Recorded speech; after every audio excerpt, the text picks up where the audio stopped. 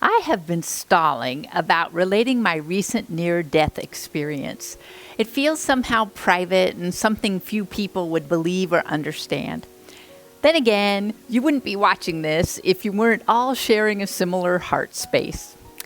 Nothing else is coming to me in the way of shine topics, and I think I meant to share this before going on to anything else. I will relate to you my experience just as I shared it a day later with my closest 5 spiritual sisters I see weekly. I'd sort of been asking in recent months for a mystical experience. It's been a few years since I had one, and I'd hoped it wasn't my ego's request, but I felt so very blessed and affirmed and inspired and encouraged by the handful of spiritual revelations I've been gifted with in the last decade or two. The previous night, I had watched Ram Dass's sort of documentary that my sister recommended to me, called Fierce Grace. Within the last year, I'd listened to his autobiography and found his life's spiritual journey deeply fascinating. I think the book was about 1,000 times more informative than the film, but I especially loved the parts in the movie where he first wrote a letter to one devastated couple who lost their young teen daughter to a shooting. And second, when he sat with one young woman who just lost her partner and was intensely grief-stricken and couldn't understand why this would happen when they, as a couple, were advancing so intentionally and lovingly along their spiritual paths together.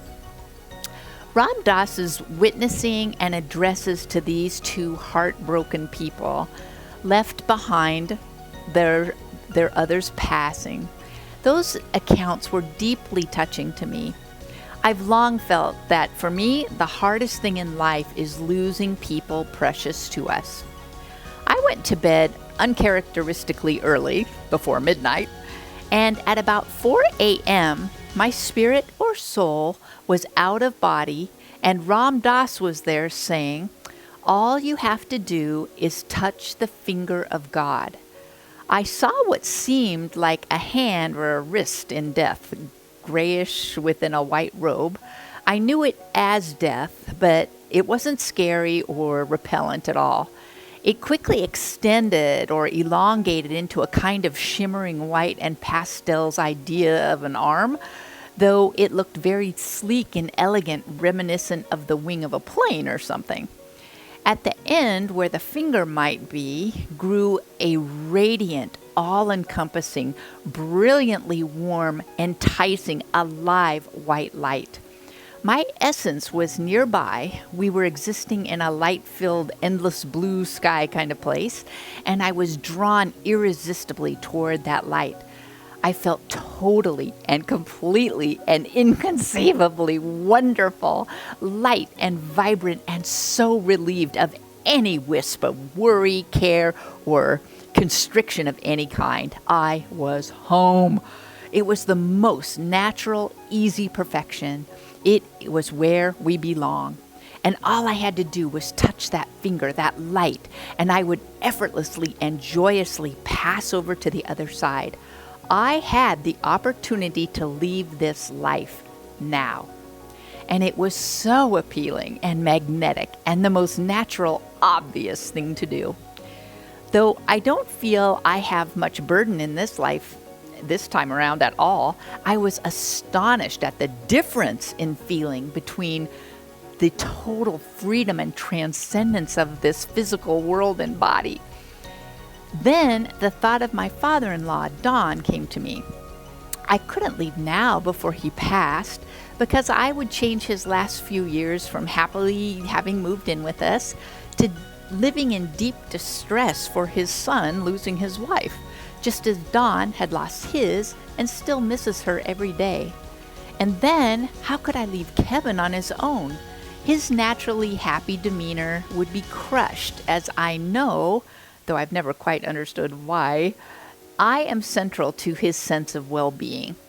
Even though once they were to cross over themselves, all their suffering would evaporate in an instant, But I didn't want them to be in pain because of me when they had lots of life left here.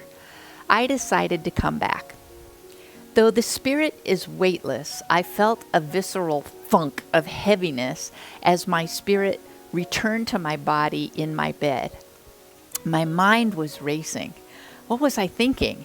It would help if I had passed now, when both of them were alive to help each other.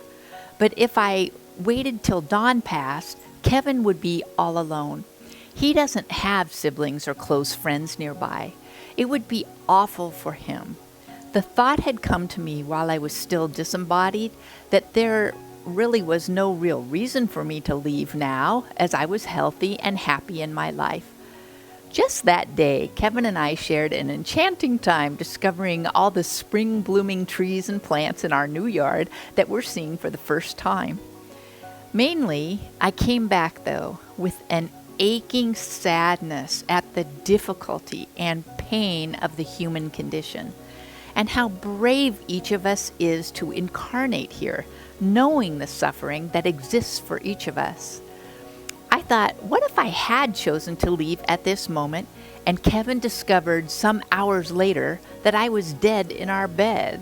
How he'd associate our beautiful new bedroom and first ever king-size bed with this horrifying memory.